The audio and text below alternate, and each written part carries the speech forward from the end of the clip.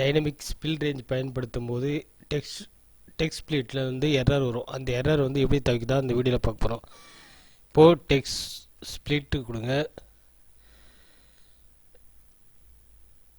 Text split அடிங்க கொடுங்க. Text வந்து செலக்ட் பண்ணுங்க. கமா காலம் கமா இக்னோர் பாஸ் கொடுத்துட்டு ப்ராக்கெட் ஓப்பன் பண்ணுங்கள். க்ளோஸ் பண்ணிங்கன்னா இது ஃபுல்லாக டெக்ஸ்ட் ஸ்ப்ளிட் ஆகும். அதுவே அந்த ரேஞ்ச் ஃபுல்லாக செலக்ட் பண்ணால் நம்ம ஒரு கால் மட்டும் தான். இதுக்கு வந்து நம்ம என்ன பண்ணலாம், ரெடியூஸ் ஃபார்முலா யூஸ் பண்ணலாம்.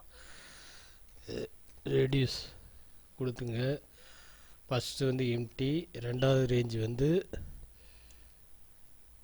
காலம். இப்போது லேம்டா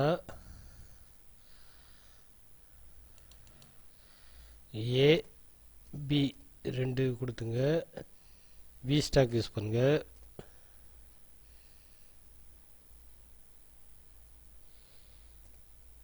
வி ஸ்டாக் கிளிக் பண்ணுங்க. ஃபஸ்ட்டு வந்து ஏ, ரெண்டாவது வந்து இங்கே பி கொடுத்துங்க. இங்கே லாஸ்ட்டாக வந்து க்ளோஸு கொடுத்தீங்கன்னா எல்லாம் வந்துடும். இப்போ என்ன பண்ணுவோம், இங்கே வந்து ட்ராப் ஃபங்க்ஷன் ட்ராப் கொடுத்துங்க. ப்ராக்கெட் ஓப்பன் பண்ணுங்க. லாஸ்ட்டாக ஒரு ப்ராக்கெட் வந்து க்ளோஸ் பண்ணிங்க. இப்போ வந்து நமக்கு வந்து ஃபுல் ரேஞ்சு வந்து ஈஸியாக வந்து எடுத்துகிட்டு வந்துட்டோம்.